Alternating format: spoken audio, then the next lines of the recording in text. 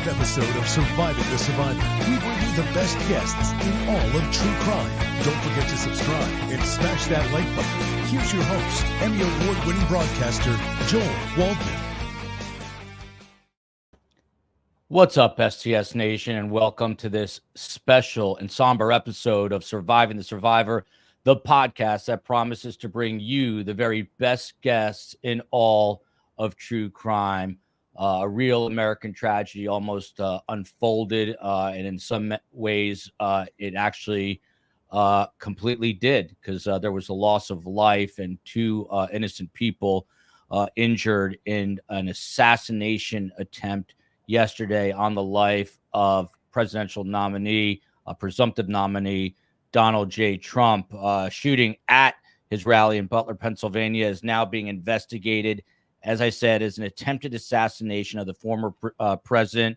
Officials now are also reportedly investigating this as a possible domestic terror attack. We always hear these phrases, but we've got the guys on tonight who can tell us what this actually means, the difference between the attempted assassination and it being probed as a domestic act of terror. So we'll dig into that as well. Both President Biden and former President Trump called today for unity among all Americans and resilience as shock leaders all over the place across the political divide are continuing to react to the shooting. We've got the best panel anywhere on TV. I promise you that. Certainly anywhere on YouTube. Best guest. He is a graduate of the Federal Law Enforcement and United States Secret Service Academies. Jim Rathburn traveled the world protecting President Barack Obama and family, as well as then Vice President, now President Joe Biden and family, also protecting Republican presidential candidate Mitt Romney, Vice Presidential candidate Paul Ryan, and numerous other presidents and prime ministers from around the globe. Prior to the U.S. Secret Service, Jim actually graduated from LSU, where he was a standout football player, was part of the Law Enforcement Academy there. He worked in the Livingston Parish in Louisiana in their sheriff's office. Smart guy, a tough guy. He was also a decorated soldier as well. Then we've got Sierra One Consulting's Rob D'Amico. He served his country for 39 years over the course of a unique hybrid career in law enforcement and military service. He was working on counterterrorism, cybersecurity, and Rob has worked tirelessly to help keep America safe. He was also an undercover agent as part of the FBI, infiltrating organized crime families. And Scott Duffy, who's a regular on our show on Fridays. He's the director now of Wilmington University's Criminal Justice Institute. He's a retired FBI supervisory special agent of the Wilmington, Delaware office, and he worked on violent crime matters, including homicides, for 20 years. And prior to that was a police officer for 5.5 years as a Pennsylvania police officer. All three of these guys, in my eyes, are American heroes. They put their line, and we saw it yesterday, literally in the line of fire. You saw those Secret Service agents surround the presidential nominee as not officially the nominee, but he will be. It's all but done at this point. I want to make a very clear point. Look at the COE reading my mind. This is not about politics tonight at all. This is about an assassination attempt on the former president of the United States and a presumptive nominee of the Republican Party. We're going to discuss what happened, what went wrong, what now. And Jim Rathman, they're saying 7 centimeters. I've heard different numbers. That's how close former President Donald Trump was to losing his life. Literally getting the chills saying that, because life, my dad used to say, who just passed, life is a game of inches. In this case, a game of centimeters. What was your reaction, just from a human standpoint, as you watched this unfold on the news last night? Yeah, I mean, it's quite shocking. I mean, the last time a president or it was shot at was, back with Ronald Reagan. So a lot of time has passed since then. Secret Service is very meticulous about how they go about things. So to find out that somebody was able to get that close, be able to fire off a few shots, I have a lot of questions and a lot of concerns about what happened with that. The rings of security, how that person was able to get through But like you said, I mean, the shot was super close, way too close for comfort. Wish there was no shots at all, but unfortunately, it happened, and now we have to dissect what happened so we can prevent anything from happening in the future. Yeah, Rob D'Amico, I was telling my wife, who's a little bit younger than me, that I remember walking home from, I think it was middle school in '81 when Ronald Reagan, there was an attempted assassination on him. He was rushed in, a much different scenario. That happened at close range. Same question to you. You guys are the ones that work to mitigate these situations and stop them from happening. And now you're watching it unfold on television in real time. You and I were texting last night. What was your initial reaction to seeing this? One, it didn't surprise me. As bad as things has gotten with this election, and as people looking at the difference between the two, and some are thinking on both sides that the other one is the end of democracy and such not. That you now start getting actions that are really unimaginable. And this is an example of it. I though was surprised because as a former FBI sniper, everything to me is about the high ground. Every time I look at something security-wise, I always look at it as both a sniper and then someone trying to protect against, a sniper. So I know he wasn't in the ring of security, like with the event where they're getting screened, but a rooftop, 150 yards, which is well in range of a gun that's commonly bought. I think there's talking about an AR-15, and 150 yards. You don't have to be a skilled sniper to actually make a shot like that. And at 20 years old, he probably wasn't, and came that close. So there's a lot of questions. I hate to always sit on the outside. It's as I always said, like when you're in the arena, things are different. But I think the biggest thing is is complacency. When things don't happen for a long time, you get into a rut of, hey, it's just another rally. It's just another this, and it's just another that. I had I think it was a retired general in the Marine Corps who said complacency kills. Anytime you get complacent in battle or whatever, that causes different effects. So I think the repetition of something not happening goes to how people look at things and stuff. And hopefully just good after action. Every good unit I've been with is very critical on those. So hopefully help in the future, and they'll help with what's going on, and then training down the road. I want to get to this right away, and then we'll dig into what happened, how it happened. But this is Corey Comparator. He is a husband, a girl dad of two. That's how he described himself, and a retired fire chief. And I want to go to Scott Duffy on this. Scott's one of the more empathetic people you will meet. Actually, and Scott lives in the Commonwealth of PA. The governor there announced that this is who was killed at the rally, this innocent husband and father to two. And not only that, he jumped on his family, protecting them.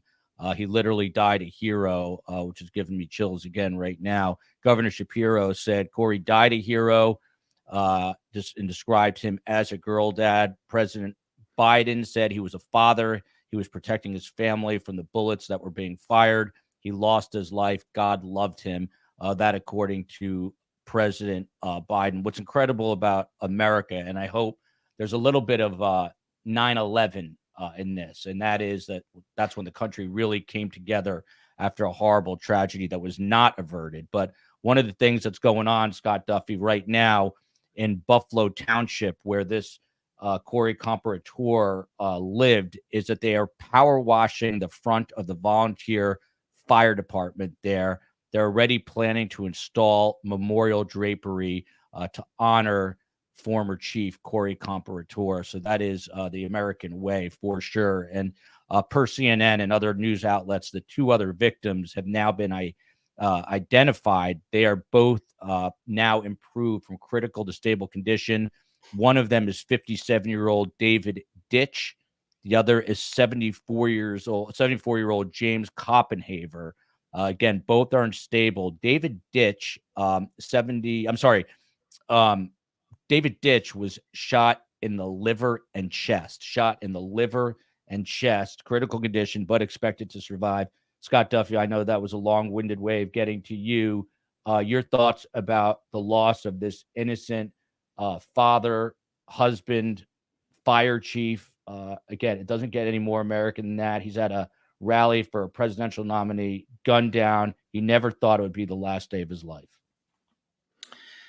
No, so my heart's prayers are with all the families. I mean, this is just a tragic, tragic day. You have the former president of the United States attempted to be assassinated, and thousands of people that were there.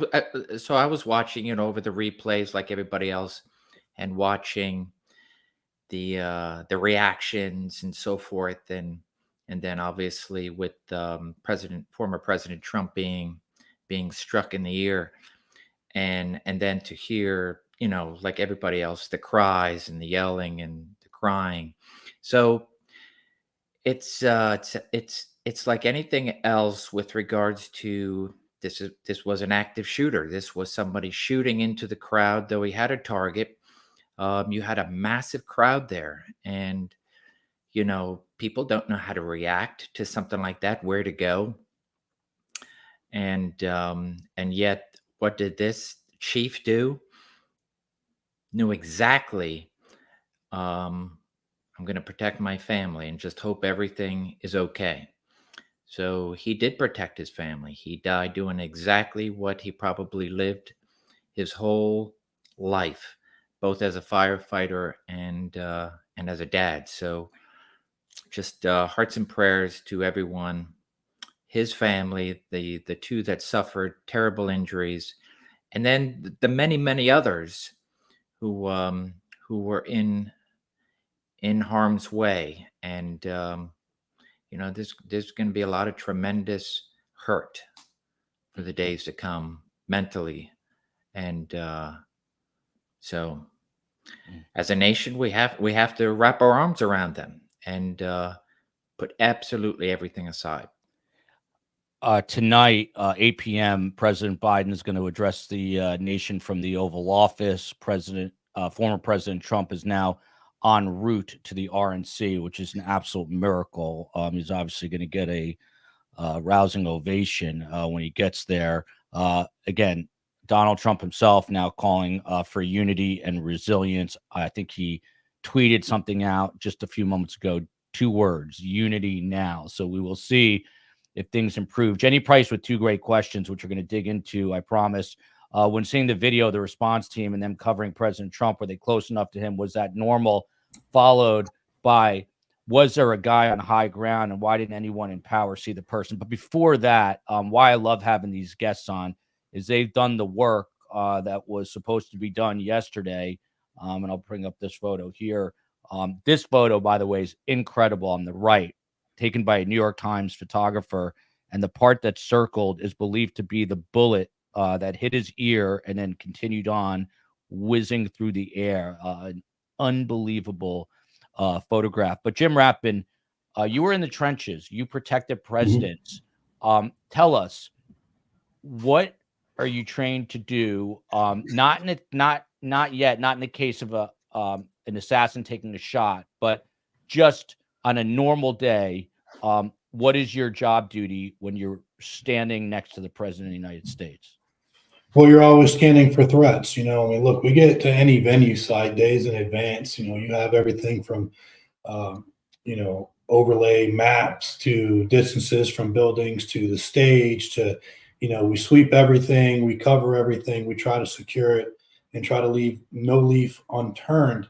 But when you're standing there, you're constantly scanning. You're scanning the crowd. You're scanning hands.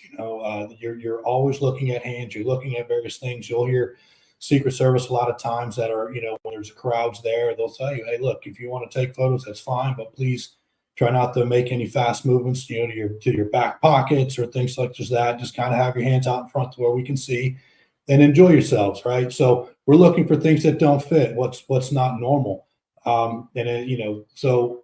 I will tell you, if you want me to get into one of the questions that you had there, Joel, which was, Sure. Were they close enough to him? I saw that come across there on the screen. Were they close enough to him?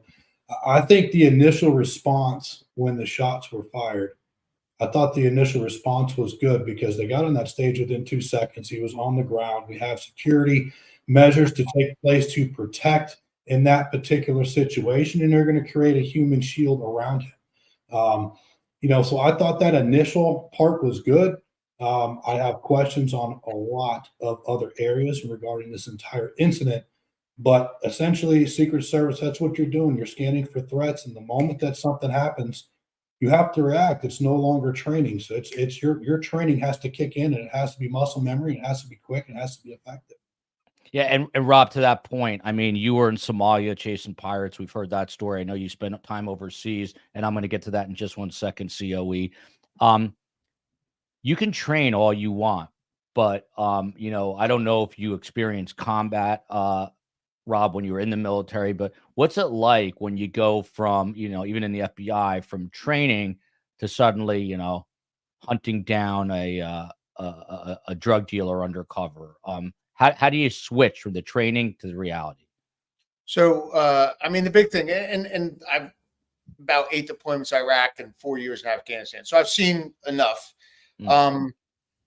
But when you're doing training, like in order to get muscle memory, it takes minimum 2,500 repetitions. So as you're drawing your gun and you're coming up and your main gun fails and to going to your pistol and stuff. So it's a repetition to the point where we talked about is when something happens that you're not thinking about what you're doing, you're just doing what you've already told your body to do. And that's where muscle memory comes in. That's where instincts come in.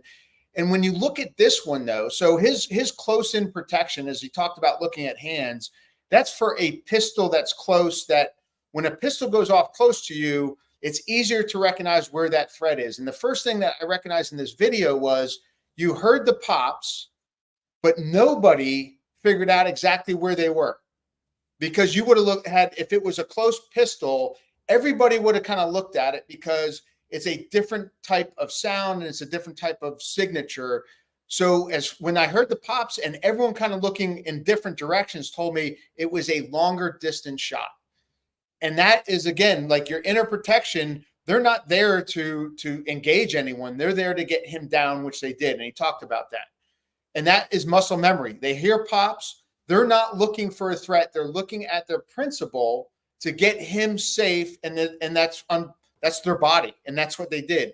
So when you talk about muscle memory and how you do things, they do in training that exact same thing. They go through training and they have scenarios where pop, pop, pop.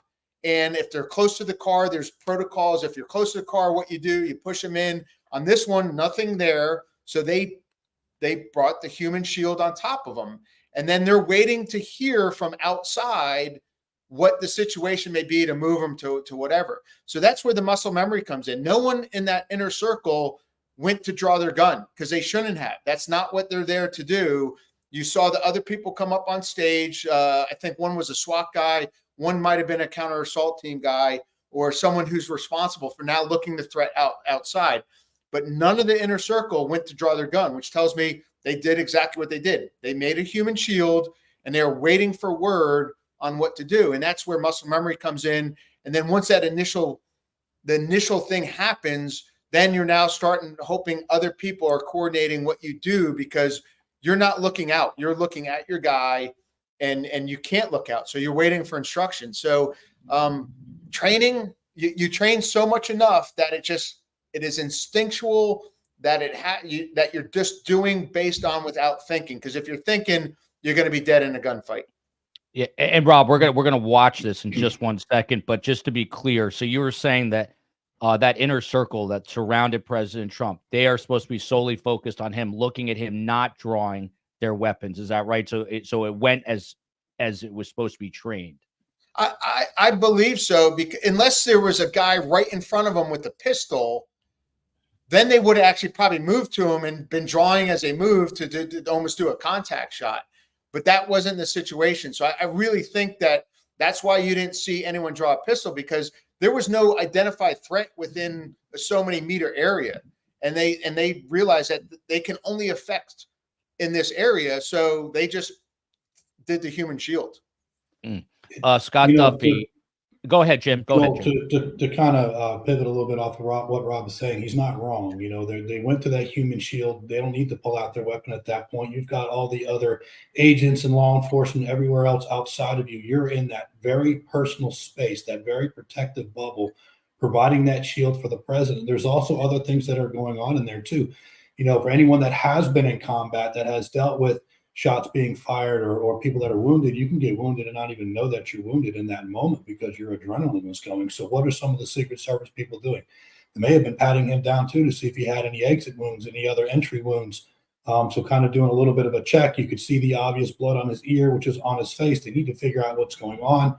They need to get that vehicle backed up into that stage so they can get him in that vehicle and get him the heck out of there. So there are certain things that they're doing. They're listening to all of the earpieces so you can hear the transmission. In fact, the first time that they played the audio that was going on the stage, you could hear one of the Secret Service agents say, "The shooter is down, let's move."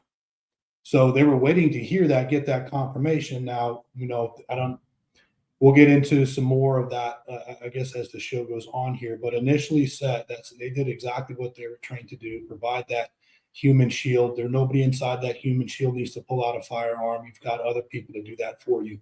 Your job is to protect him and keep him covered at all costs. And this is fascinating. So I love having these guys on. You're getting inside baseball, if you will, on all this. Scott Duffy, after we get your answer, we'll go and watch what transpired yesterday. But I assume, especially since you were based in Wilmington and now President Biden was a former Vice President Biden and has been in the Senate for a very long time. Would you periodically do details where, as part of the FBI, you're either protecting the vice president or the president when he would come into Wilmington? And what was it like? Yeah, I'm going to get to that. Thank you, COE. I have that, and we're going to talk about that. But Scott, what was it like for you guys preparing when you would have the vice president in Wilmington or the president coming by? Yeah, so as a senator, I'd been to his house several times on one complaint or another, especially shortly after 9/11. You had the anthrax letters and then a flurry of white powder letters being sent to, elected officials, celebrities, etc. So then Senator Biden had been a recipient of a letter and then whatever threat. So our office, being small, would handle any type of investigation of threats against the federal officer at that point. So as a vice president, and then of course with President Obama coming through Wilmington, I believe I remember 2 times that I was there. But, my job was stay away. As an FBI agent, I know, just similar to yesterday, that as a investigator, my job is, if something happens, then we go to the scene. So Secret Service is there to protect, and then the FBI to investigate once if something had to happen, and Secret Service did their job and removed their protectee. We then get to come in and do a slow, methodical, being on the evidence response team, anything to assess the crime scene, and similar to, and I'm not sure if Jim was at the house at the time, but a couple of years just before I retired, there were shots fired on the street in the vicinity of Vice President Joe Biden's house. It was a shooter, just somebody who routinely may shoot throughout the city, hitting stop signs or whatever else, and of course not. I would say, in my opinion, not knowing that he was at one of the most important houses in the United States, and shots fired. I got to see what takes place for an investigation afterwards. So I had gone to the house and spent probably the next 4 to 6 months in trying to determine who this person was or who these people were in the car. And there was a tremendous amount of support from both, obviously, the FBI evidence response team and our local partners in Newcastle County. But just to watch up close, since the Secret Service and the FBI share the same building, just to watch what they do day in and day out, on top of conducting many criminal investigations themselves. So, I mean, hats off to them. Real quick, this is a question that it's very intriguing, but Jim, I don't know if you have an answer to this. One of the things everyone did here was former President Trump saying, "I need to get my shoes." Any idea what you think happened there? On a serious note, I mean, people think it's kind of funny, but you think they were knocked off, or did he literally have his shoes off while he was speaking? What was going on there, do you think? Yeah, I didn't see what kind of shoes he had on. I don't know if they had laces or if they were more like a loafer or something like that. But at the end of the day, with everybody converging on, he could have been stepped off. But at the same time, as I told you before, you're going to check your protectee from head to toe to make sure there's no other wounds that you're unaware of. Whether you're going to bring them to a hospital, medical, medevac, anything like that, you need to be able to know exactly what's wrong with them so you get treated as quickly as possible. So it's possible that they pulled it off in the process. Again, checking in from head to toe. I don't know if that's really the case here or not, but that very well could be. So either it came off in the process or it was part of their checks. And I promise we're getting to this video, but Rob D'Amico, President Biden just now said don't make assumptions about the shooter and motives or affiliations, although the media is already reporting some things that I'm going to get to in a little bit. And one of the things that, there's a few things that were interesting. He ordered the Secret Service to tonight do a full review of the RNC. The Republican National Convention is kicking off tomorrow. So a full review of the security protocol there. They're bringing in extra security. I saw someone being interviewed just a short time ago. They said it's probably the safest perimeter in there on planet Earth right now. But he's also ordering an independent review that he wants to make public. Rob D'Amico, do you know what that means, and who would conduct something like that? This sounds like something outside of the Secret Service, so there's transparency for the American people. But what do you know about this? I don't know. I haven't seen that, but what I'm thinking is with all the, as soon as this happened, the conspiracies came out on every side that you saw imaginable. So I think he's trying to just be out front and say, look, we're going to have an independent, non-Secret Service, non-FBI. The FBI is doing the investigation on it, but if you really want to look at the security, what happened, an independent investigation to come out. And I think it's just because of everything, how heated it is, and all the conspiracy folks out there saying it's, I've seen everyone saying, well, it's Trump's people plan to do it because this is going to get him elected. And I'm like, wow, that's really crazy that you're going to say, okay, yeah, go ahead and shoot my earlobe to get me elected. And then you have everyone saying that like Biden did it because of the Supreme Court ruling saying you could, but he needs someone outside of what is in his departments to do this. I think that's what he's coming around to. Scott Duffy, and then after Scott's answer, I promise we're getting to the video from Jenny Price again. Would it be and I don't know if you have to defer to Jim on this, but I think you might know who's on the detail for the convention. We don't know the people, but the question I think is, does Trump have the same kind of ring of agents? Or are they do they constantly move in and out? I know at one point he had his own kind of body man, but will it be a new crew with him at the convention? And this old crew, I mean, it has to be traumatizing. They're asking, are they being debriefed now? I'm sure they're being questioned. And are they going to be allowed to get therapy if they need it? What about all these things, Scott? I would definitely say that's a Jim question. Jim, let me ask you about that, Jim. Sure. Yeah. So, the ones you would have seen on the stage are more than likely his own assigned detail members. They come with him all the way from Palm Beach, Florida, and travel with him on a regular. What people probably don't understand or realize that whatever city or state they're in, you're always going to get help from the local field offices there. So whether you're in New York City, you're going to get a lot of those from the New York City field office, or Miami, or wherever they're going. So I would imagine with this, probably the Pittsburgh field office probably had some agents there, maybe Philadelphia. And so you're going to get new people everywhere you go. So when it comes to the Republican National Convention, his main core people will be with him.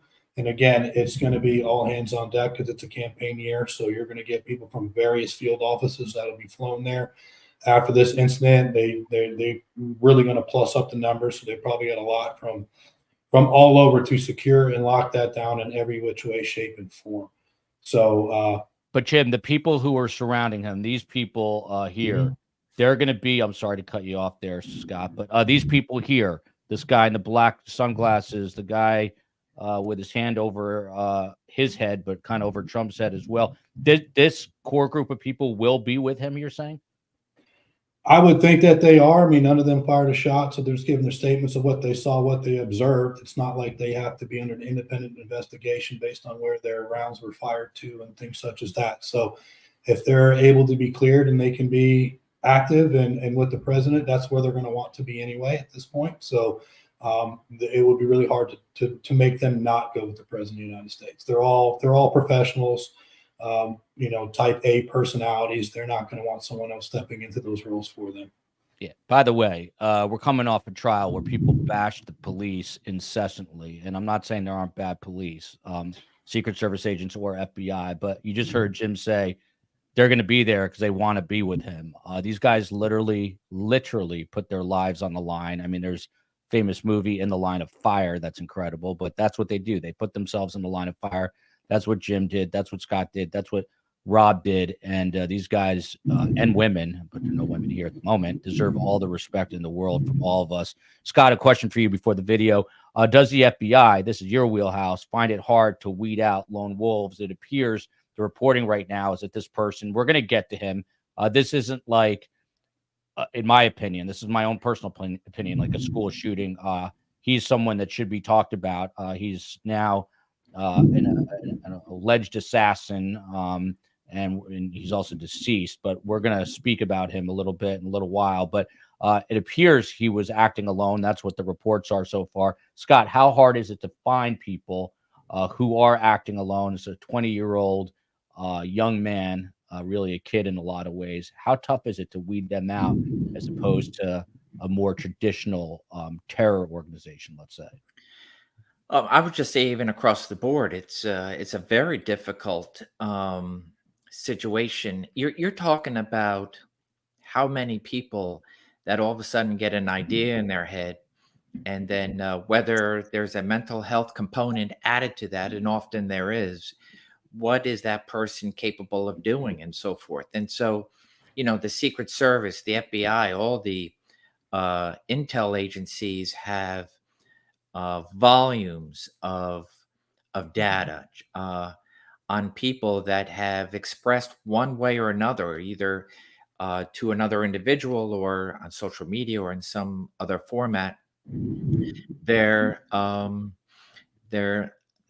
I would say disdain towards one public official or another, in a way that it is a veiled threat.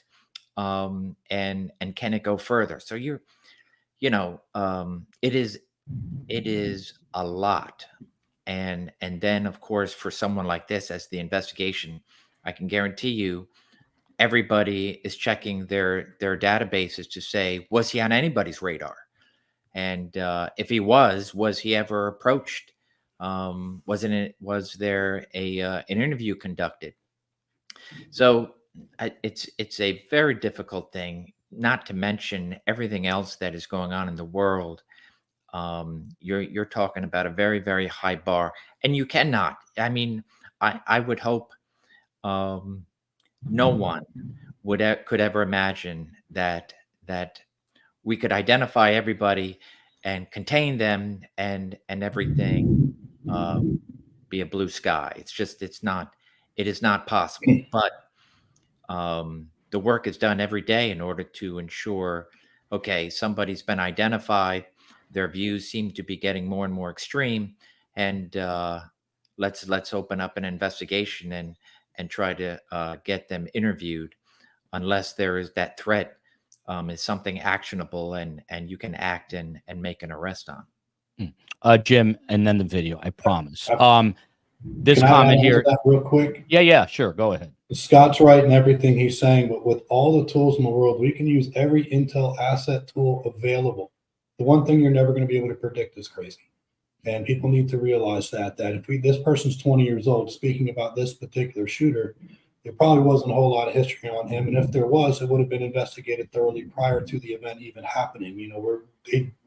The federal agencies do their due diligence, but you cannot predict crazy. No matter how hard you try, there's going to be that one person that just shows up out of nowhere and does something crazy, and there's no way to prepare for that. That's why we do all the checks and balances we can to try to keep them out of the perimeter of what we're working on. By the way, go ahead, Rob.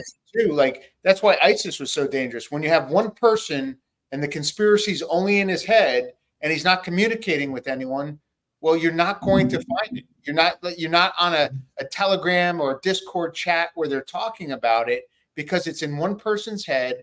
And that's what we talk about. The lone wolf is the hardest thing to predict. Jim, quickly here from Brianna, what is the difference between President Biden's security detail with the Secret Service as opposed to, let's say, the presumptive nominee, Donald Trump? How much bigger is President Biden's security detail? Well, when you're the sitting president, you got everything at your disposal. So he has a much bigger detail, much bigger response teams, intel assets. He has everything for him and whatever he needs. Typically, when a president leaves office, they usually go to a place where they want to reside. The detail becomes a little bit smaller. Their movements are not as much as what it was before, because they're kind of integrating back into having their own routine and their own everyday life in their hometown, as opposed to a president who's, traveling multiple states, sometimes within a day, to international travel, so there is a significance, but President Trump does have a good amount of protection as well. It's not like they leave them high and dry. They do have a good amount to be able to protect themselves. And it's a campaign year, so right now he should have access to what he needs in order to, get through his campaigns and his tour. Greg Montebello, the kid was way under the radar. As of right now, I don't think this 20-year-old had any record at all. They have already spoke to some former high school classmates who say that he was odd and had a quote-unquote target on his back, I guess, for bullying. But more information will come out about him. I'm going to bring the video up now. Let's watch it one time together, get initial reactions, and we'll go back and kind of parse it, if you will. So let's take a look together. This is what happened last night in real time, an assassination attempt on former President Donald Trump.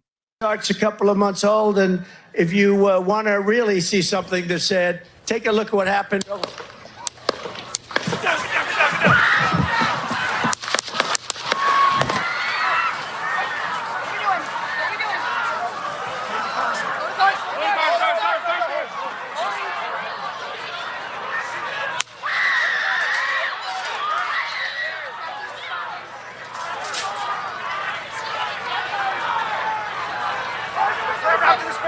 Move his spare. Hold. When you're ready. On you. Ready. Move. Up. Move. Go. Jim Rathman, right there at the end. I'm going to play this a few times and we'll break it down. But right here at the end, I'll replay this part. You can hear them say, Move his spare. Hold. When you're ready. On you. Ready. Move. Up. Move. Hold. When you're ready, move. Jim, tell us what's happening in that moment.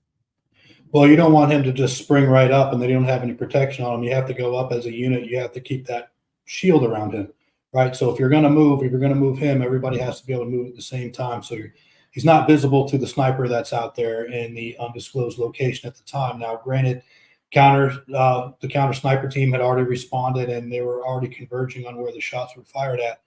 But you really need to keep that protectee protected. And so that bubble has to stay intact. So everybody's going to move as a unit.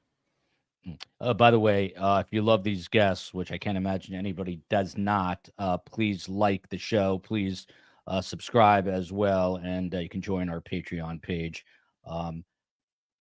Wow, this thing just gives me the chills. I'm going to take it back to the top. Rob D'Amico, I'm going to play from the top for a couple of seconds and then get your take about what you're seeing off the Chart's a couple of months old, and if you want to really see something that's sad, take a look at what happened.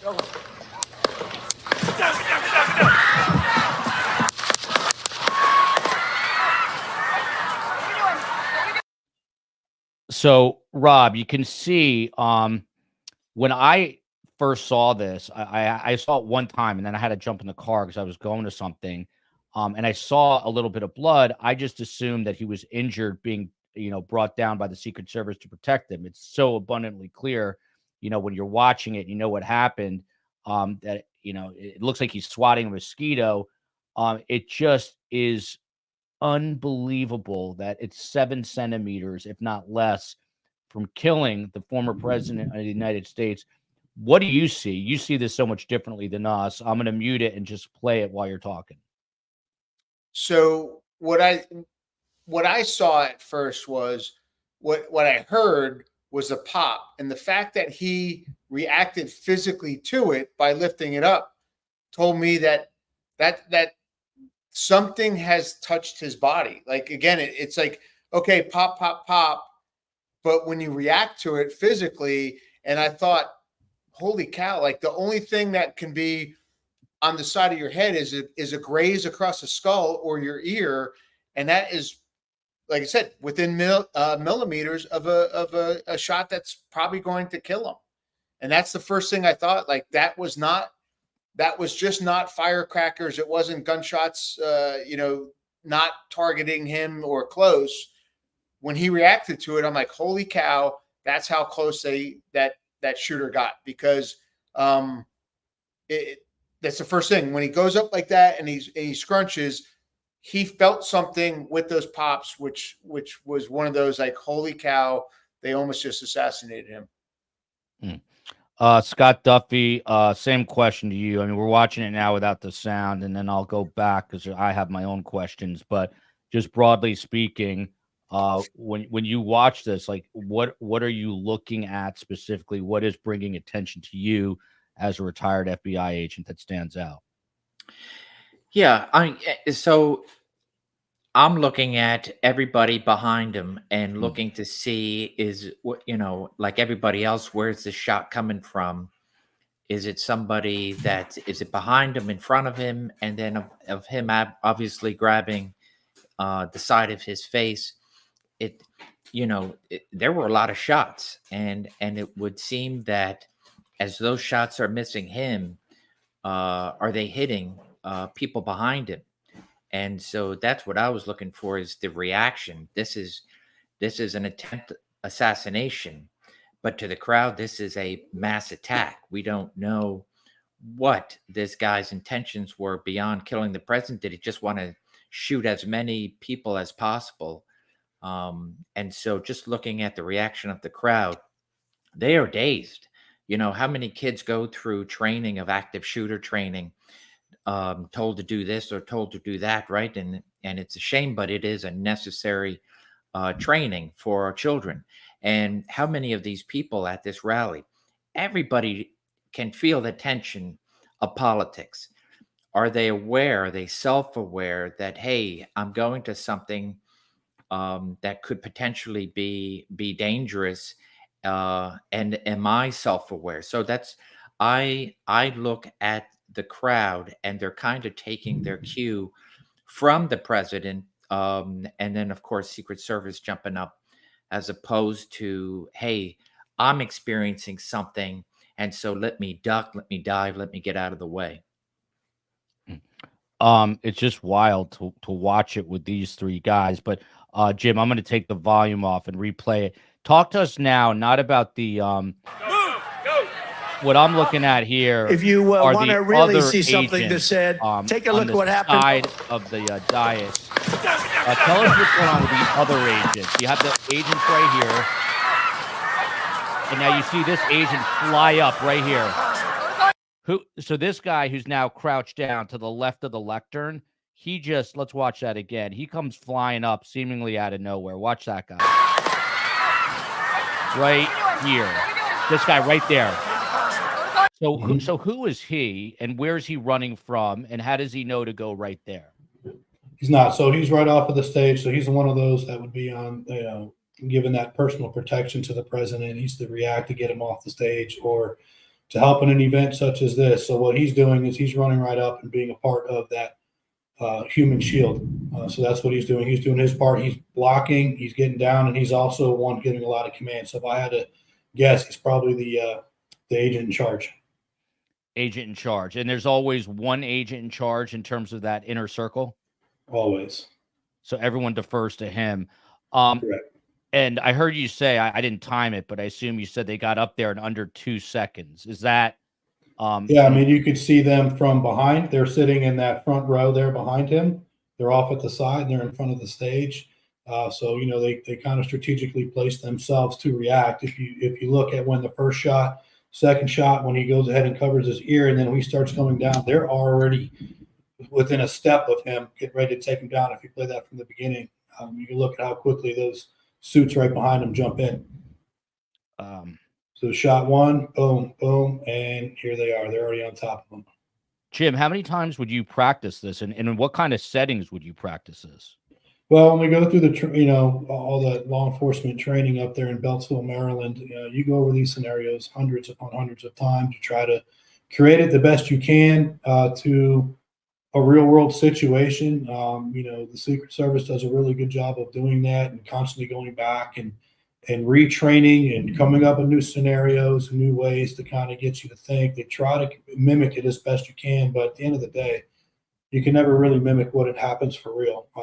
People are forgetting to realize it's not a paper target that they're shooting at this time, or things such as that, or going through the routine when there's no threat to you. But when the real bullets fly, your blood pressure goes up, your heart rate changes, you get your fight or flight mode, which, as you can see, some of the reactions of a few others within that group looks like they have a little bit of that combat stress going on, and it hasn't really hit them yet. You have the others that are able to react off of instinct. When the bullet flies, you never know how anyone's gonna truly react in that moment. But as you see, these main group of Secret Service agents know exactly what to do. That muscle memory kicked in, and they handled business the best they could. And Rob D'Amico, here you see, and I know this is a little bit, the specifics of this are a little bit more Jim's world, but right here, Rob D'Amico, you see the Secret Service agents bent over, but in a second, you're going to see right there with the long arm. He looks like a SWAT member, Rob. These are the additional, additional man and woman power that you have at these events. But these guys, Rob, I would imagine, are not trained the same way a Secret Service agent is trained. How do they know what to do with the, possible future president of the United States? I mean, how do they haven't trained together is what I'm saying. This guy and the Secret Service agents, the guy with the long arm. So how does he know what to do and how to do it in this very real life situation? Well, unfortunately, he doesn't. Again, it's probably the local SWAT guys, but his first instinct was he was looking at the protectee, which is not what you should be doing. He should be, again, getting right in front of the podium, weapon high, to be looking for where that threat came from.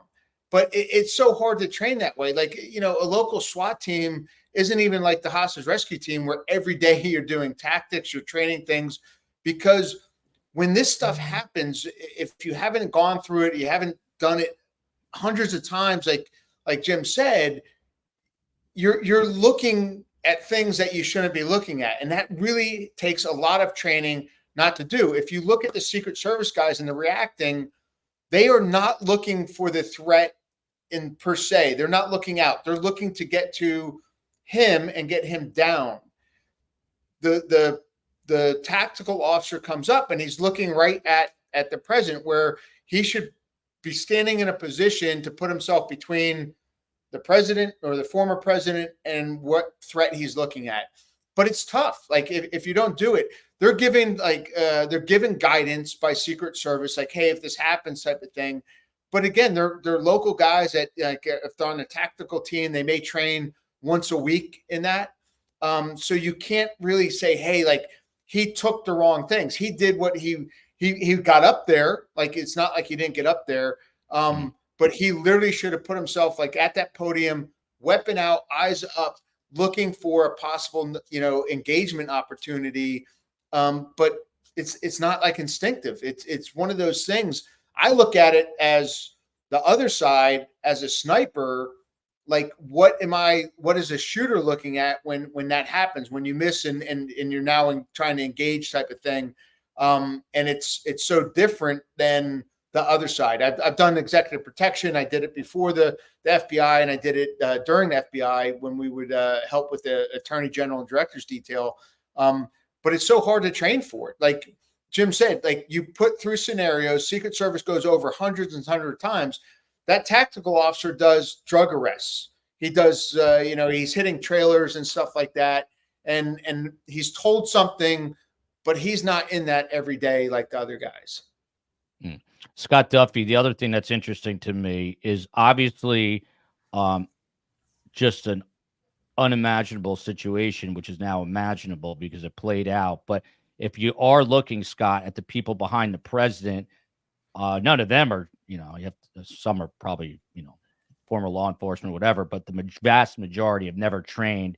And a lot of them are just sitting ducks, and they don't appear to know that the level of danger that they're in, especially the guy right behind the lectern. I kept noticing him. He kept standing up, the guy in the funny hat, the fedora. All these people were possible targets, right, Scott? Oh, absolutely.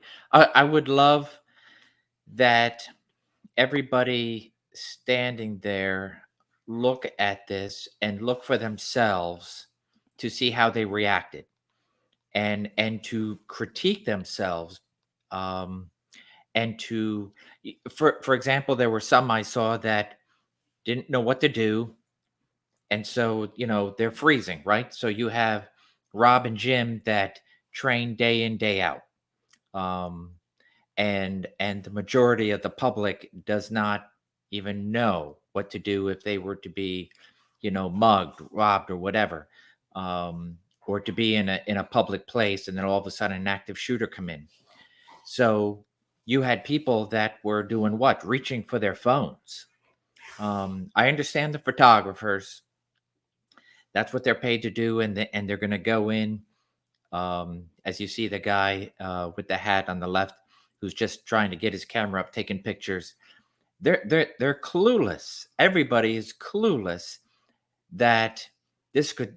They don't hear that the shooter's down. Their brain has not kicked in to say people are dying around us, and it's possible that Trump is not going to get back up. They don't know the level of injury, and so their brain is just in shock. It's that fight or flight, and they froze. Scott Duffy, this is going to sound absolutely ridiculous, which I have a habit of doing sometimes. But I ask you a question, because you said the vast majority of these people have no idea even how to react to a mugging. We got a lot of people watching this right now. Just last night, I'm with the COE. She had to get something at CVS late at night, like 10:30. It's 24-hour CVS. And I was preparing for this morning's show, not thinking that I was doing a show this evening. And it all happened so quickly, but there was a lot of people in the store. Big guy, 6'2", starts screaming at somebody. And before you know it, this guy punches this guy in the face. Guy falls over. The COE was in the proverbial line of fire. He was starting to go after her. If someone, and the police ended up coming, just for the people watching, this aside for just one quick moment, do you have any practical advice? If someone takes a swing at you where it's already in the action of happening, what can you do to protect yourself? What is the number one piece of advice?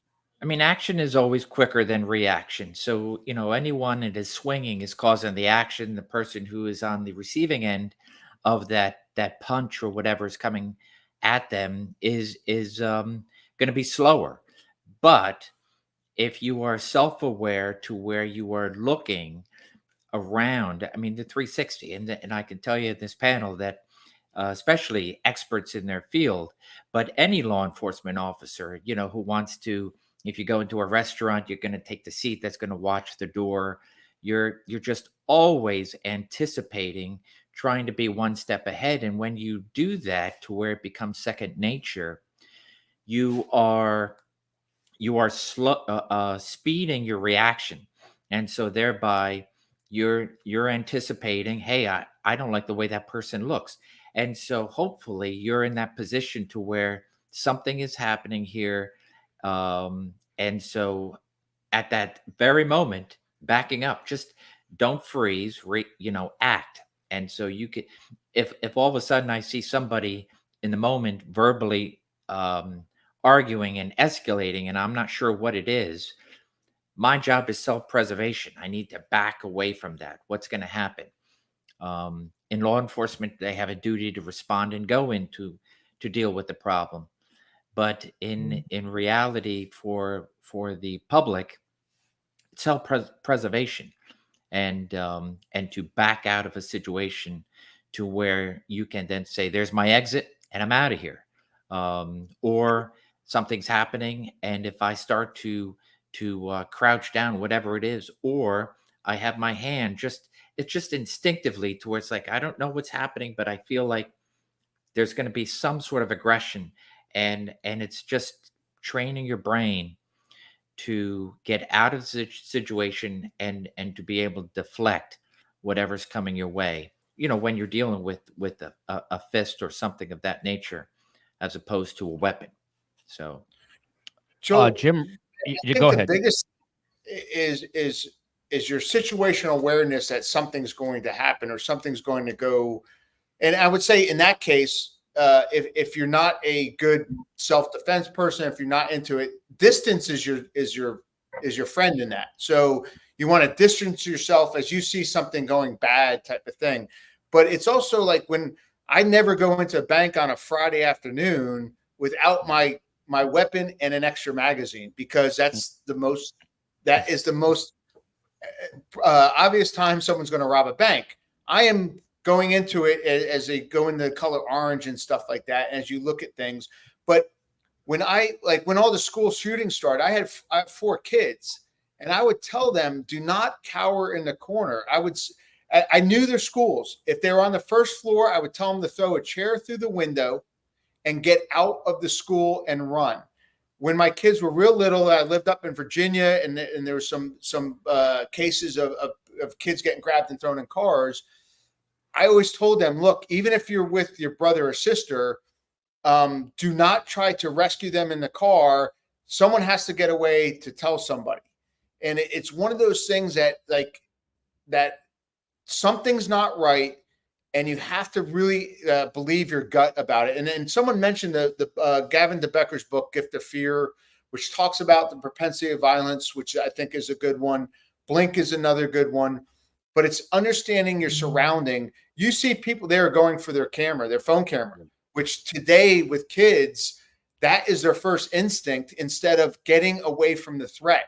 If I was in that back crowd, again, I told my kids, like, if someone pulls a gun on you, it's harder to hit a moving target. I'm like, Dad shoots 100,000 rounds a year, and a moving target, if you're going back and forth, is really hard to hit. And it's like, when do you tell your kids about that is really tough. But you have to start saying, like you said, action, understanding something's going to happen, putting distance between you and like the threat at CVS, or like me, if I see that in CVS and I'm carrying, I have a whole different perspective of how I'm going to act. I may look at someone, and again, does someone throw a punch like flat-footed, or do all of a sudden they cock themselves and now it's telling me, wait a second, he's getting ready to do something. It's really fascinating stuff. Just all the intricacies of this. I froze this here, but Jim, before I get, because I'm interested in this woman with the phone, but Jim, how does the Secret Service know if someone like you or another agent is actually willing to put themselves in the line of fire? How do they train you to get to that point? How does the Secret Service train you to do it? Yeah. I mean, honestly, a lot of that comes out in all the background checks that they do on you, the interview process, to kind of try to get a good feel of who you are.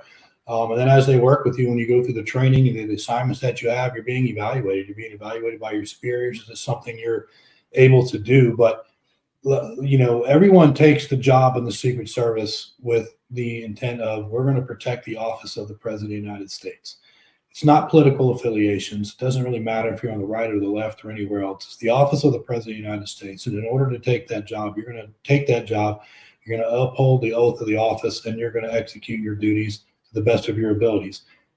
Knowing you're going into the Secret Service, your job is to protect the President of the United States, the Vice President, and their family members at all costs. And if that means providing myself as a human shield, that's a job that we take. So as you go through the training, it becomes instinctive. It's not like you think, well, I guess I need to go jump in front of them now.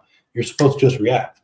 You're supposed to be able to do that naturally. Go right into it, get in front of that, and the president or your protectee, and protect them all the way through until they're safe and out of harm's way.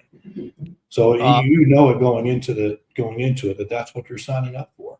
Yeah, well, Mike Tyson says everybody's a tough guy till you get punched in the face, and I don't know that I could put myself in the line of fire, but these guys did, and that is again why I consider them, Jim, Rob, Scott, all heroes. Because it's one thing to say it; it's another thing to be able to do it.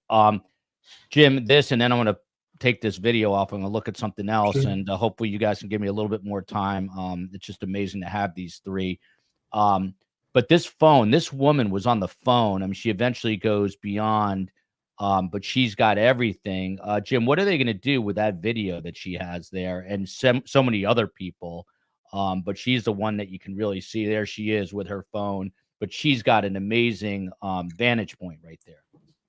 Yeah, I would imagine, this is, like I said, it's the FBI's jurisdiction at this point. Every person within there is going to be talked to, identified, probably have their phones taken, go through it, look at it, and see what they can get out of it, because it will become evidence at some point or another, trying to put together the pieces of exactly what had happened. So, that's a very large crime scene that they're going to be dealing with hundreds upon hundreds of people, and that's something that they specialize in. Secret Service will handle stuff initially until the FBI get there, and then the FBI is going to run with it from there. So I know Rob and Scott will be able to speak to such complex investigations such as that, but those people's phones is going to hold some very key pieces of evidence about what happened, what transpired, positively identifying. It could identify if there's anyone else involved that we don't know of. And so those are the things that they are trained in doing, and they're quite good at what they do to be able to pull and extrapolate that information from phones or what they're able to see through that video and evidence. By the way, I think I could speak for all of us. Hey, Rob, give me one quick second. None of us here on this panel, as far as I know, Jim might be a little bit younger than us, but have had active shooter training as kids, right? I mean, none of us. This is a new thing. The only training I had was not to get smacked in the knuckles by Mrs. Figg's ruler in fourth grade. She used to smack us in the knuckles. It hurt like hell. She'd be in prison for that today. But Rob, go ahead. I didn't mean to cut you off, and then we're gonna get to something else. Jim brought up a big point, and the big case with all this video was the Boston bombing. So after the Boston bombing, there was so many private cameras that had taken video of it that it overwhelmed the ability to bring it in, and they all ran from the crime scene. So the Bureau came up with a way to actually get people to send the videos in, and it links their information, and then it went to a special server to be stored as evidence. So that crime scene was one of the first ones, and that's how we ID'd them. We came through video, and they said, "Hey, do you people know this person?" And that's how it got identified. I think this one probably has more video evidence than the Boston bombing, because every time you see a different a clip on these social media sites, it's a different one from a different angle and such. So all that video has to get ingested into a system. It has to be able to be, and everyone says, well, the shooter's dead, so why do you need evidence? Well, because there could be other people involved in him. If we're talking about some type of plan or who he's acting with, but you still bring it into the case, and it's a ton of video. It's going to have to go through. People are going to have to see it. I'm sure they're now going to use AI to help with some of that, but it all has to go into a database, and then that can be stored as evidence. So he's absolutely right. The way that the FBI does it is invented since the Boston bombing. Wow. By the way, I don't mean to keep cutting Scott off, but the COE is doing some stuff. It is a Sunday, and we're actually headed to Chicago for the book tour tomorrow. So I apologize for cutting Scott's face-off. Usually the COE is able to lift him up a little bit. But I do want to, at this moment, just thank the COE and Steve Cohen for getting these amazing guests so last second. The mods always do just amazing work. So thank you to all the mods. We have the best mods in true crime. And, of course, Space Coast on the West Coast, who makes a lot of stuff happen behind the scenes. Here's some information that is kind of truly stunning, Scott Duffy. And we're looking now at the vantage point. So this is, I don't have a pointer, but you can see it yourselves. That is where Trump was, the approximate location of the Trump stage. Pretty much 400 feet away, this guy somehow gets onto that roof. And these guys that you're seeing the photos of are where that says that Secret Service snipers are. And they're the ones that respond and ultimately kill the shooter. But Scott Duffy, this is according to the AP. This came out just before we went on air. A local police officer in Butler, PA, encountered the shooter before he fired toward Donald Trump. Not long before shots rang out, rally goers noticed a man climbing to the top of a roof of a nearby building and warned local law enforcement, according to 2 law enforcement officials. Listen to this part. One officer climbed to the roof and encountered Crooks, that's the shooter, that's his name, who pointed his rifle at the officer. So the officer climbs the roof, he gets a rifle pointed at him. The officer retreated down the ladder, and Crooks quickly took a shot toward former President Donald Trump, and that's when the U.S. Secret Service counter sniper shot him. This is according to the AP. So in other words, some police officer climbed that little gray building, sees them, and then goes back down. Should he have engaged? I know it's so easy to, say things in hindsight, but this is a guy, maybe he didn't know who he was. Maybe he thought he was part of the protective detail. I don't know, but this officer allegedly sees this guy on the roof. I'm going to ask Jim this and Rob also, but should he have engaged right in that instant? Would that have prevented the shooting from starting in the first place? Yeah, that's a tough question, Joel. First and foremost, is the story true? I know there are a lot of stories coming out with regards to,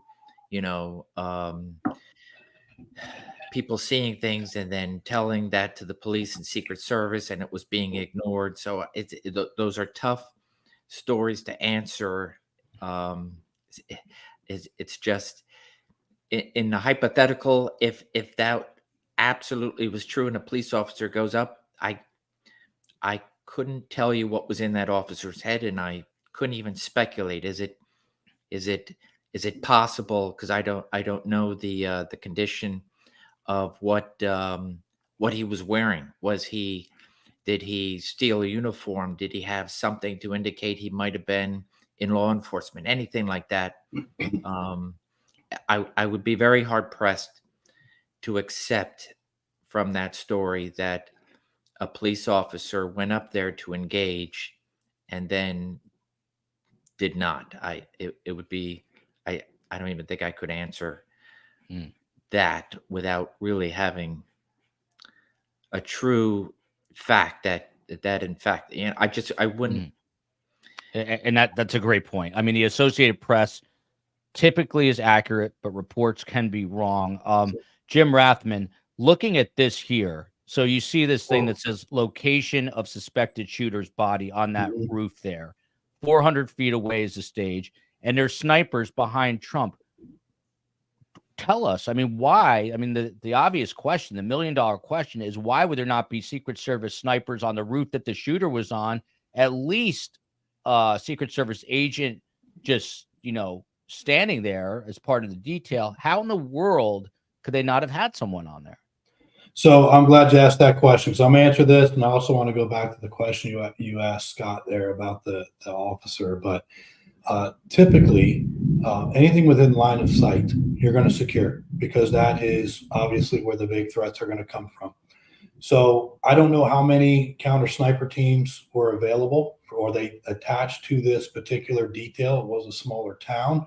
However, there's probably more than one team.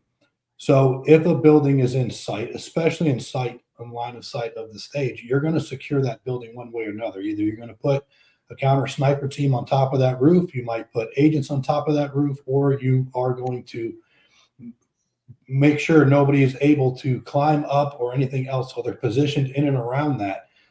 Again, it comes with rings of security. Yes, the Secret Service has that perimeter, right? The inner circle. They're going to conduct everything within that. That is kind of their bread and butter. However, we're going to strategically tell local law enforcement where we need coverage on other areas. And if you do a complete overlay, you'll have where the roads will block things, block off cars from being able to drive, to capture a line of sight where they, whether they take a shot from a vehicle. You're keeping everything out of the way. So the fact, and that's the biggest mystery I can't wrap my brain around yet, was how this person was reportedly walking through neighborhoods, wherever he was that he parked, to get up to this building, climb the building, and get on top of it to fire a shot is beyond me. I really would like to know, and I just think it's too early to know what that information is yet until they get all the facts of what had happened. Of course, it's all speculation. But to go back on the question that you asked, Scott, if it were to be true that an officer climbed up on top of that roof and did not engage the suspect, you are softer than Charmin. And I mean that. And because it is no different than a school shooting. When there's an active shooter, if you do not react, people die. You cannot allow that to happen. You have a moral obligation to the citizens that you protect to not allow that person to start shooting. Look what happened in Uvalde. They waited. How many innocent people died that should have been stopped? You cannot, under any circumstances, you are a sworn law enforcement professional. If you climbed up on that roof and you saw that suspect getting ready to take aim at the stage or at a crowd of people, you have an obligation to engage that person right then and there and put an end to it. If anything at all, start putting it on the radio as such an immediate threat to where they can get the protectee off the stage. But the fact that you go, if that is true, I got some very, very, very serious and hard feelings for that particular officer if they did that. Don't care the circumstances. You have a job to do. We're going to find out in the next couple of days. Rob D'Amico, I mean, I keep wanting to, I have another piece of sound we have to play, but Rob D'Amico, I mean, you've been, I don't even know how many deployments you said to Afghanistan and Iraq, and you've been in some crazy situations with guys who are very well trained. But have you seen a moment where people just panic in a real life situation? They don't know how to react despite the training. Maybe that's what happened. If this story is true, this police officer may have thought, maybe, wow, this got to be a Secret Service agent, or maybe I don't know what to do. I don't know who this is, and just didn't react. And you're hearing Jim very politely say, that he's calling him out if this is true. But my question, bottom line to you, Rob, have you seen people in a real life situation kind of just melt and not be able to perform because of fear? So I normally deployed with Delta Force or SEAL Team 6, so I didn't see that. Those guys, the shit I saw was incredible. But I have seen people, and I'm not going to specifically talk on some things that happened that I look at it as, how did you not engage? And this was some of the Benghazi stuff with some folks that, like, your job is to engage. And unfortunately, sometimes that puts you in harm's way. And like I said, it is your job. It is like you sign up to do that. Like, I love that picture of the bloody lion and say, everyone wants to be a lion until it's time to do lion shit. And unfortunately, like, I go back to almost, remember the Parkland shooting. You talk about this deputy that didn't go into the school. And I looked at it as, here you got a guy who's close to retirement. The guy who gets the school deputy job may not be great at firearms, and he's not even confident in it. And if you hear an AR-15 go off in a school hallway, it is the loudest thing you've ever heard. Like, it is crazy loud. And he hears that, and he looks at a gun that he's not confident with. And do you think he's going to go running into it? To me, you want the young SWAT guy that's got a pistol saying, I can beat anybody anytime. And he has that confidence to know I can beat a rifle in a school if I use good tactics. And I hate to, like Jim said, I hate to counter that, but you go up that ladder and someone points a gun at you. like even getting a round off is going to alert everybody something's wrong. Like that in itself is going to get that reaction that you saw in there, that people moving to do stuff. And that is your job. And unfortunately, some people that sign up, like they really just don't understand that's what it's about. And you come up to it. I look at it like training, and I've been in situations and that you know you're going to respond a certain way. But if that officer climbed the ladder and he wasn't expecting that gun, and all of a sudden he jumped back down, I have problems with that too. Like you said, your job is to put yourself in front of the community and everything else. And it's so tough on that, but that's absolutely his job, is to engage that person that has a rifle in that situation. And he should have gone up knowing that. He should have gone up and done a peek over the ladder. But, I'm sure he thought like, oh, this is BS. Like, let me go up and check this. I don't know what his thing was, but he should have gone up and not exposed his whole body and looked over. And if he saw that, should have definitely engaged. Yeah. By the way, President Trump just put out a message through social saying never surrender. I just really hope, for the sake of everyone, that both the president and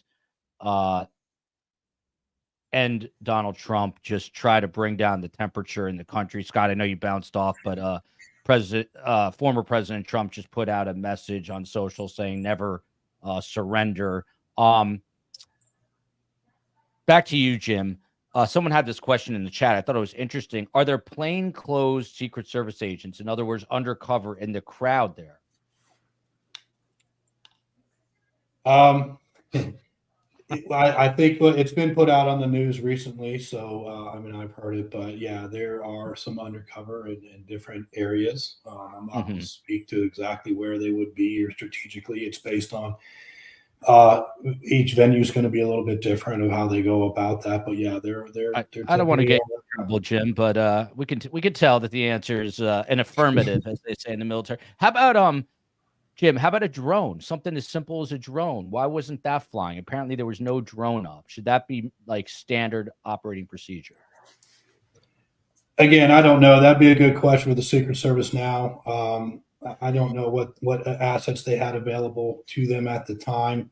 Again, this was a smaller community. It's not like you're doing this in the middle of Manhattan or somewhere where, buildings just everywhere and you have to keep an eye on it the best you can. I think they dealt with what they had. My big question comes to is, why was somebody able to walk through with a rifle, climb a roof, and be able to low crawl to a shooting position? Because that's what was reported, is that they were low crawling using the wall on that building as cover as they went until they can create their position to be able to fire some shots. How does that happen? I have some serious questions about it, and I'm waiting to find out where the local law enforcement officers were with that. I mean, that just should not have happened, as much as I hate to say it. And I know how meticulous the Secret Service is. So I'm wondering if maybe somebody abandoned post. There's a lot that still hasn't been determined yet, but that should never have been able to happen, period. Yeah. Kendra here. How could the agents not see this man on the roof? Sorry to cover you, Scott. I'll uncover you in a moment. My father was a Secret Service agent. Thank you for his service. And he would go in days before and ensure the windows and roofs were sealed and unable to access, followed by this comment: how did the Secret Service not have the rooftop covered? That anyone who plays first-person video games would know you needed to cover it. This makes no sense to me. And then McSpunky, thank you for your 15 months of membership. Appreciate that. Let me play this sound, and then we will talk about the alleged assassin here, and then we will wind it up, because I can't take too much of these guys Sundays from them. Here's some sound from an eyewitness. The BBC had this. They do amazing reporting. And a little spoiler alert: this is not his real hair. Right, we couldn't see him, but we could hear him. So we walked up, and probably 5 to 7 minutes of Trump speaking. I'm estimating here. I have no idea, But we noticed the guy crawling, bear crawling up the roof of the building beside us, 50 50 feet away from us. So we're standing there, and, we're pointing at the guy crawling up the roof. And he had a gun, right? He had a rifle. A rifle. We could clearly see him with a rifle. Absolutely. We're pointing at him. The police are down there running around on the ground. We're like, hey, man, there's a guy on the roof with a rifle. I'm going to stop it right there. It's long. Jim Rathman, this is bonkers. I mean, this is absolutely crazy. Your reaction? I mean, immediately, if you're law enforcement on the ground and they're yelling at you as a person with a rifle, your first thing is to move in on that right away. I mean, you do have to respond, but you should be putting it out on the radio as well to alert those on the detail that there's a threat in the area. Now, I can tell that counter surveillance or the counter snipers, they started taking notice to the commotion, what was going on, because obviously they started focusing in on that area. But the moment that you know that there's a threat to somebody with a rifle, they are not law enforcement, and this guy wasn't even dressed like law enforcement, those alerts should have been out immediately. And quite honestly, even if they had to get Donald Trump off the stage and get him out of the area for the time being to secure it, and it turns out that it wasn't a massive threat, then he can go back and finish his speech a little bit later on. But he needed to be removed at that moment. So why the communication channels weren't going, I think it's still a little bit early to tell. What was transmitted on the radio, that will all come out, what was reported. But clearly, as law enforcement, you have an obligation right then and there to immediately go and assess that threat and try to stop that threat from being able to fire off any rounds. Wow. Let's keep listening to this guy. Rob, I know you have a wedding tonight, so if you have to jump, let us know. But I want to keep you for you guys have another 15, 20 minutes in you? Mm-hmm. Okay. I'm good. Awesome. All right, here's the rest of this guy. He's a witness who saw a shooter and told police, or saw people tell police about the shooter moments, if not minutes, before President Trump was shot at. Here we go. And the police were like, huh, what? Like they didn't know what was going on. We're like, hey, right here on the roof, we can see him from right here. We see him. He's crawling. And next thing you know, I'm thinking to myself, why is Trump still speaking? Why have they not pulled him off the stage? I'm going to stop it right there. Rob D'Amico, again, you stepped away. This is absolutely crazy. They are saying now, by the way, that it was an AR-15 that was used by this shooter. The roof was less than 150 meters, or about 400 feet from where Trump was speaking.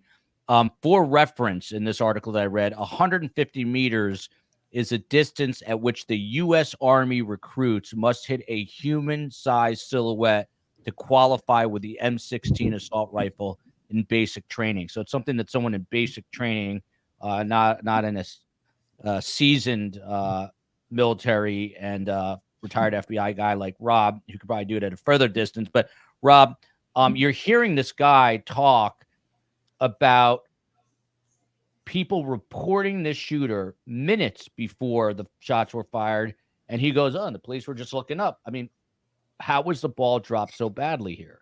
So I see two things. One, it's like the reporting before 9/11. When something hasn't happened in so long, and someone starts saying that it's going to happen, people have a hard time believing it. Like it said, the last time a president was shot in 1981, it's one of those things that the comprehension of it happening. Now, if he's crawling up the building and the guy, and I'm glad you said that wasn't his real hair, because last night I thought it was. If he had a different vantage point, like if he can obviously see, because I think the back of the building came up. So even the counter snipers where Trump were having a problem seeing him because he's in defilade, what we call out of sight of the cover of his counter sniper. So if he's crawling up the back of the building and this guy can see him from whatever vantage point he's at, and the police can't see him, they're looking up at him like, and he's got that hair on saying, hey, there's a shooter right here. That's hasn't happened in a couple decades. People have a tendency not to believe it. Why that didn't go out over the radio saying, hey, we have threat of a guy on a roof with a rifle, and then move Trump off the stage. No one wants to be the guy to embarrass your protectee at a point. sometimes to say, well, how many times do we get these type of crazy reports of things, and if we move them off every time? So it's I think it's a combination of that. None of it good, but I think now, like, if you say you see anyone with a rifle, they're going to be running Biden, Trump, and everyone else off the stage because it is so readily apparent from just happening. But the fact that an assassination attempt hasn't happened in so long, because when you look at 9/11 reporting after, like, how did we not put that together? Because it's never happened before. So that's where I say complacency of, we've done this 100 times. We've heard, oh, I think someone has a gun over there. I think that all goes into it. And it's not one specific thing that happened. It's a series of things based on who was responding and what, were they local cops? Did a local guy doesn't want to tell the Secret Service, hey, get him off the stage and be wrong.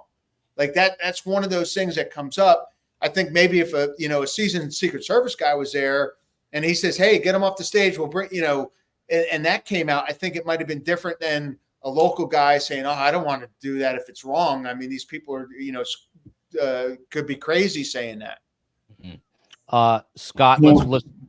To bring up another point too, go ahead. we talked about an officer climbing the wall to get a look, but if you're able to get a different vantage point from where they were standing, one of those officers should immediately ran over to where they are to get a good vantage point to confirm, hey, there's a guy in the building. The first thing that should go out on the radio is guy with a gun, whatever you got to say to alert, because that's going to immediately go out to everybody, to include the Secret Service. They can get him off the stage, into the vehicle, and gone, right? And if you have to engage, you can engage from that vantage point as opposed to leaving yourself fully exposed to climb up on top of a roof, at least to draw fire, to distract. Even if you miss and you're only peppering the wall right there that he's on, he's not going to pick his head up above that wall. He's going to stay down, hunkered down until you can get more assets. So you're doing your job, even though you may not be hitting, but nobody's going to be faulting you for reacting to that. But to do nothing, or to go up there and get a peek and then just abandon the situation, so to speak, if that happens to be true, I'd be extremely disappointed. Yeah. And Jim, is everyone, I've interviewed people who responded to the Parkland shooting here in Florida, the lieutenant from the Hallandale Beach Police Department.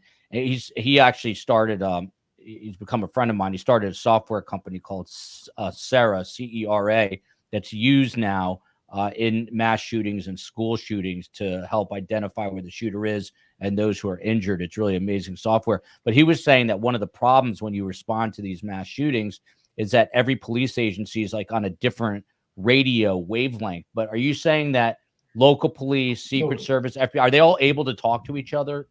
So it used to be that way. Prior to 9/11, everybody had different channels, but after 9/11, they implemented some new rules that allow those to be able to communicate by the masses. So there's usually some sort of tactical channel. There's other channels used. So in an event like that, the departments in the area will be given what that channel is prior to, so that way they can have direct communication to the Secret Service. So the issue of not being able to cross communicate would not be the case here. Everybody would be able to communicate on the proper channels. Got it. And one more question for you, since you're the expert in this area, and then I'm coming to Scott. Sorry to cover you up again, Scott, but we don't have this video. We just didn't have the time to get it. I wish I had it. But what you do see is the counter sniper who ends the life of the alleged assassin. The question is, the counter sniper stops looking through the scope as if he sees something. Do you think he saw the guy and wasn't sure if it was law enforcement at first? So just to show people at home who haven't seen this, but he's looking through the scope. And then when you hear that bullet that whizzes and hits Trump's ear, you see that sniper kind of like stand up, do one of these, and then get back down and fire right away. What was going on in that moment, Jim? Yeah, so that's going to be a good question for Rob, because he has direct experience in training for things like that. But I will tell you that, one, you got to keep in mind too, the counter sniper, if he doesn't have a good shot, he's probably not going to take that shot, because there's going to be other civilians behind there or wherever. He's got to be accounted for wherever that round goes. So that's going to play into it as well. He could have readjusted where he was and what he was looking, because maybe he was looking at the wrong mark, saw what had happened, heard it, and now he has to readjust. But remember, there's also another sniper that is down in the prone position to the right of him as well. So I don't know exactly which ones. To me, on that video, I've seen it. I don't see the muzzle flash, so I don't necessarily know if the shot even came from that particular sniper, or if it came from a different sniper on a different building and had a better angle. But those are some of the things that immediately went through my mind. And Rob's got the experience here, so we'll let him go with that one. Rob, pick that Yes. up. Jim And, talks. yeah, go ahead. I looked at the same thing. When you're looking through a scope, your field of view is very, very compact. So I think when he starts, like he's looking around, you see him doing very big movements with the scope. I think that's when it came out that someone may be on a roof with a gun, and he is trying to figure out what roof they're talking about, because it's not that obvious. So he's looking grossly, and then all of a sudden shots are fired, and I think he raised his head up to get a more wider view than the scope gave him. And then he figured out, okay, I think it's over there.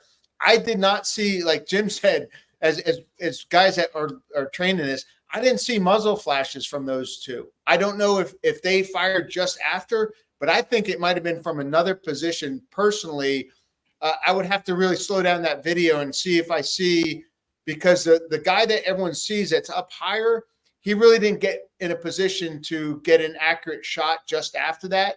I think if it came from that position, it was a guy, like Jim said, that was laying prone that may have picked him up quicker, was in a position to shoot.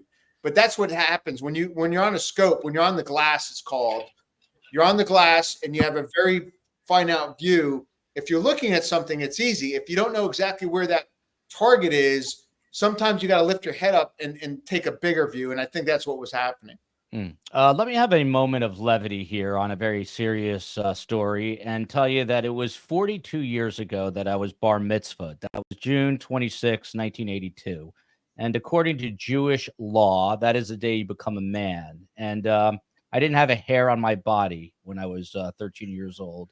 And now I'm just surrounded by real men all the time. So I'm having people who watch the show regularly know I might not be the manliest man, but I'm now surrounded by the Scott Duffys and the Rob D'Amicos and the Jim Rathmans of the world. So to keep up, I was driving a Chrysler Pacifica minivan, which my beautiful wife, the COE, recently drowned in Miami flooding. And to keep up with these guys, I realized there's only one thing I could do to still feel like I have at least an ounce or 2 or 3 of testosterone left in me. And so I just got a Ford Bronco, and I feel very manly. So I drive around my town with my Ford Bronco down and my pink tinted shades.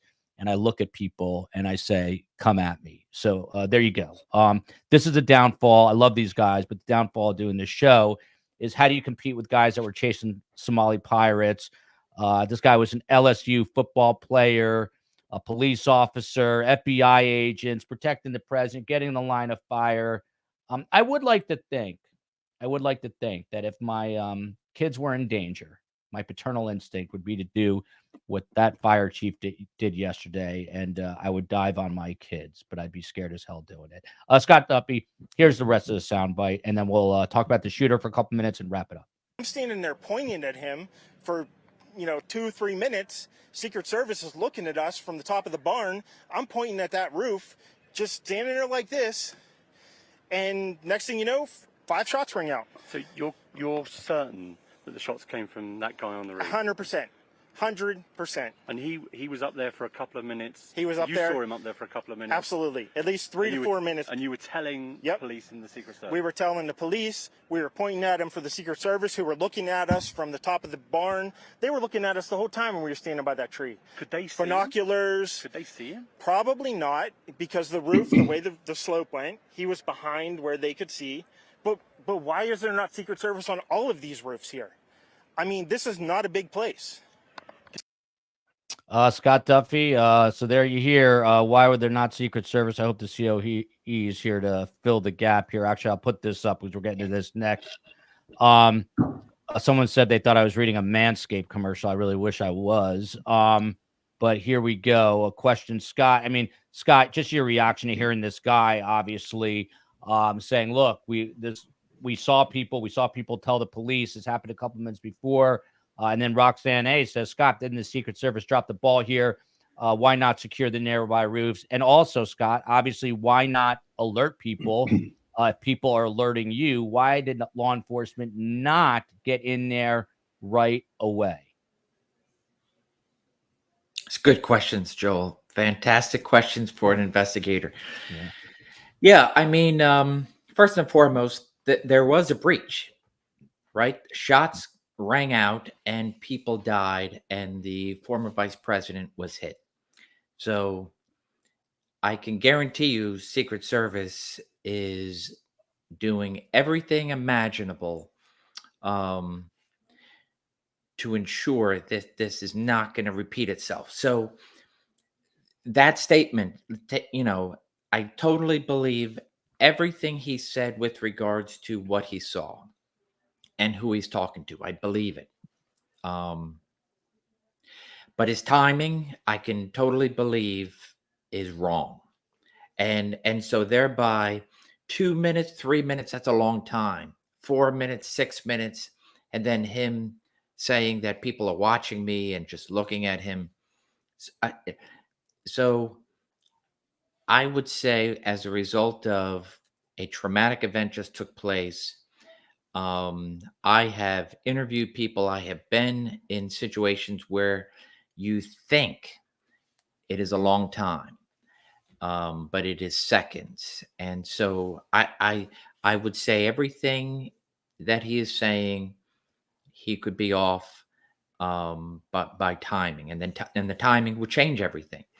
But those are answers that Jim, of all people, as a former Secret Service agent, has questions. And so you won't see anybody on this panel that has an answer to say, "Oh yeah," to excuse it, or to even try to give some semblance of why or how this took place. So those are questions that are going to be answered, and that timeline and every will be able to be matched up with the investigation, between all the cell phone data that they're going to collect, the videos, etc., to hit, every witness, like that individual, to really pin down what took place that's factual, between who saw what at what time, and then the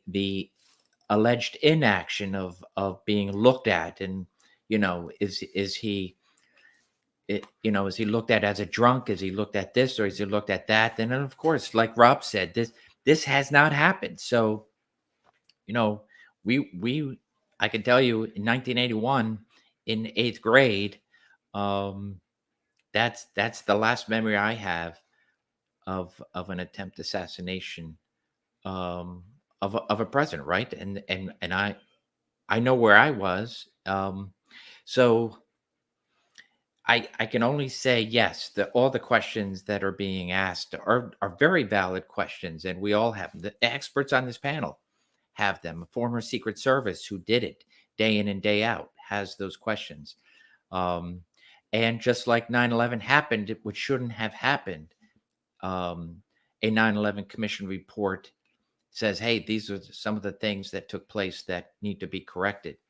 And it's not a matter of who's responsible and let's get rid of them. It's a matter of, okay, let's now let the investigation take place, and move fact from fiction, and then be able to say, okay, he did get up on that roof, and the four of us have the same question: how? And I can't answer any of that. Hey, Jimmy Harris, I called Trump a former VP. I apologize so much to you for erring in a statement I have made. He has no idea what he's talking about. Jimmy Harris, just buzz off. You're part of the problem, to be honest. And I'm not trying to be a tough guy because I'm around tough guys.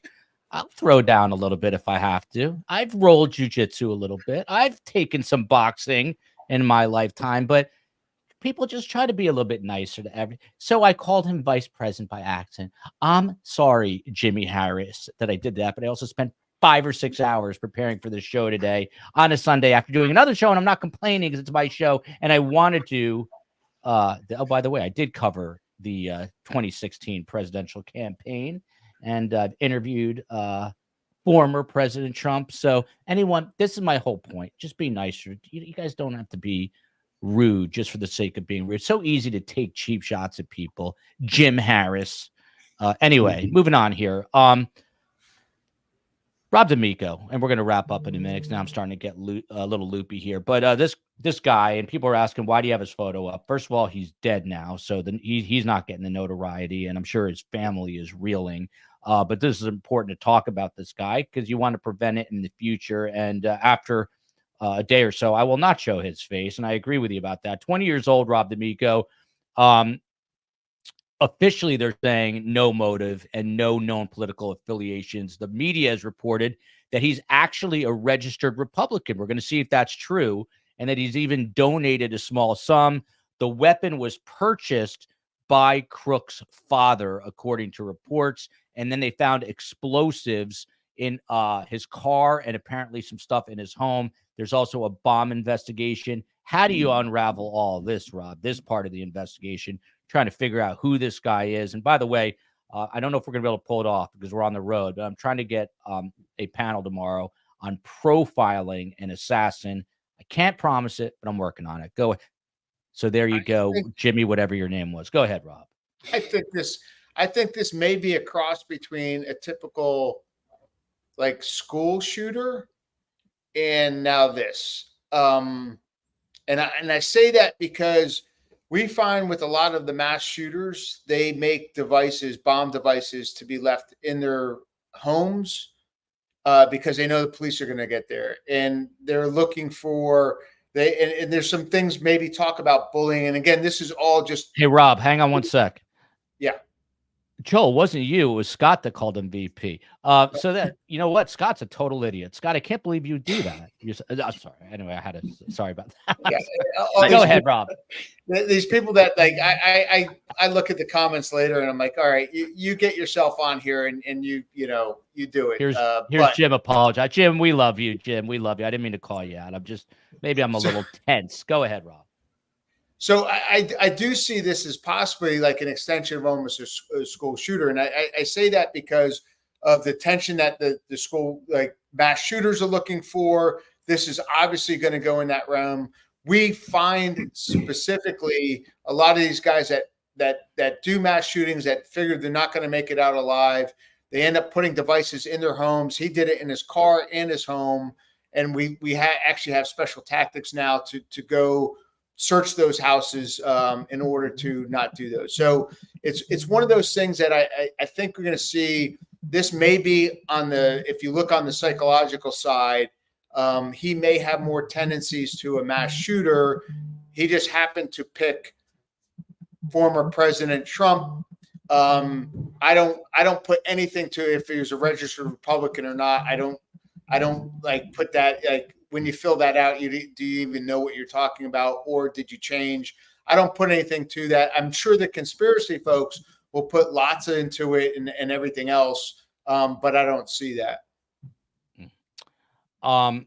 One last thing, and I just got away from it, but Jim Rathman, I was just reading, and I thought it was cool again.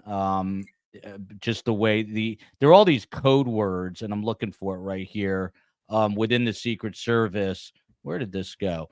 For the counter sniper. So there's codename Hawkeye and codename Hercules. What is this all about?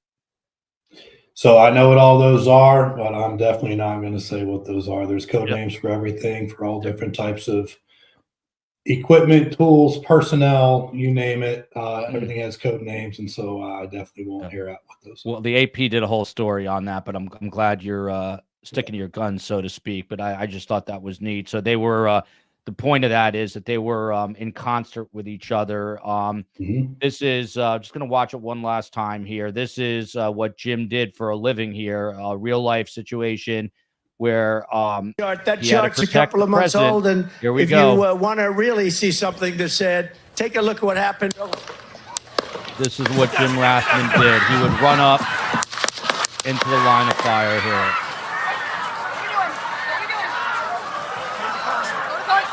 All these guys putting their lives on the line.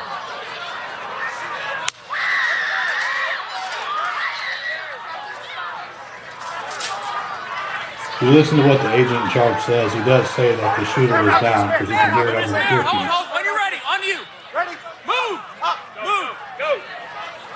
Did he say it earlier right here, Jim? No, he's going to say it coming up here because he's probably getting that information if the shooter's down, but brings another question. But Move to spare. Hold, when you're ready, on you. Ready? Move. Up. Move. Go. What does that mean, hold on you? What's he saying there, Jim? He's probably talking to President Trump. When he's ready to move, when he's ready to get up, they're going to move in unison. You know, they just have to all go up together. But you will hear, if you let that play out, I think it comes about another 15, 20 seconds later, he makes the comment that the shooter is down. So they know that that threat has been neutralized. However, what I don't understand is that, and this is just a question that I have, maybe it'll come out later, maybe there's some information that I don't know. But there seemed to be no interest if there was a second shooter anywhere else too. And that is something that was concerning to me, to let him stand there, kind of be open. I know he does this, you know, that'll be a photo of the century for sure. But at the same time, what if there was a sniper on the other side? They would have had clear access. So they needed to keep that intact and get him out of there. At the end of the day, you know, his shoes, forget your shoes, we'll come back and get your shoes. Who cares about your hat? We'll come back and get your hat. Let's get him out of there and get him out of there now and be gone. So I don't know why it took so long from that moment, from the stage to the vehicle. That to me is a little odd, but maybe there's a reason for it that I'm unaware of. So I'm just going to kind of hold back and see what comes of then that. Jim, one last thing. You see on the photo on the right, the agent has his two hands up over Trump's head. Is that protocol to cover the head? And would that really do anything if an AR-15 bullet was flying through? It would just go shatter that guy's hand into his head, wouldn't it? I mean, essentially, yeah, it probably could. You don't really know what they're shooting, but you're trying to distract the shooter, take away any visible sign of the person they're trying to take out. So you're trying to just cover as much as you possibly can, because it makes it that much harder based on where the sniper is positioned. You know, you putting your hand up might be the one thing that stops them from being able to get that kill shot. So they're doing everything they can to keep him protected. You know, I mean, again, this hasn't happened since 1981. You train for it all the time. Now they get to put it in a real world operation. It's not like they expect this to happen. This was instinct. So initially did a good job. I you know, just have a lot of my own questions as to why it took so long to get off that stage, to get into that vehicle, to get out of there. A question about what some of the other people were doing at the time. But again, maybe there's information that I don't know about, which caused them to have to wait a little bit longer. I don't know exactly when the vehicle got back or back then. So I don't really know. So I'm going to kind of wait and see. But I did think it was unusually long for them to get off the stage and then not thinking of secondary. You know, in law enforcement, a lot of times you always have to think. We did the same thing in the military. You always got to think of what if this was a way to see the tactics and see how they respond in order to do another attack later on and change up the way that they do things. So you always have to have that kind of like that counterintelligence mindset. I'm not saying that's the case here because it doesn't seem to be with a 20-year-old shooter, but you know, they should always prepare for there being a second sniper out there somewhere, a third sniper, whatever the case is, get the protectee in that vehicle and get them out of there immediately, which is something I would have liked to have seen them do. But again, there may have been information that I'm not privileged to that I just don't know about. Yeah, and Jim, one final question. This brought it to mind from Creative Minds. How does the president know what they're talking about? My question is, does the sitting president get briefed on what to do if there's an assassination attempt or does he just simply listen to Secret Service? But do they have any kind of training? No, I mean, you get briefed, you have protocols. Obviously, President Trump knew that he needed to get down because going down was the safest. There's protective measures right there for him, and then allowed the human shield. So he did exactly what he would have been taught, briefed on, and trained to do. You know, this isn't a fun topic to really train on because you don't ever want this to happen, but you need to be able to react when it does. So it seems to me that he knew what it was that he needed to do at that moment. He also knew he was in some grave danger when that shot whizzed by, and he felt it. And I know people are saying, it took him a little bit to react, but again, if you've never been close enough to a bullet that zips by you, you will never forget it, and you will obviously know exactly what it is. So by the time it registers, he was getting on his way down to say, "Oh, I'm in some trouble here," and he allowed himself to be protected by the Secret Service. I hope none of us ever experienced that. Scott Duffy, he is director of Wilmington University's Criminal Justice Institute, not only a best guest, but a very good friend of mine now through the show.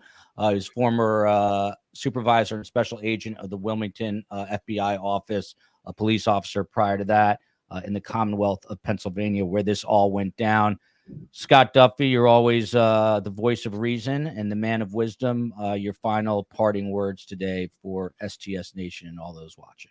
Yeah, I, along with the rest of the nation, just absolutely heart and prayers. I mean, it's just extremely sad day from top to bottom, and I appreciate you inviting me on the show today, and I on the panel was also learning quite a bit from Jim and Rob with regards to what they did day in and day out. So I appreciate as I learned quite a bit myself.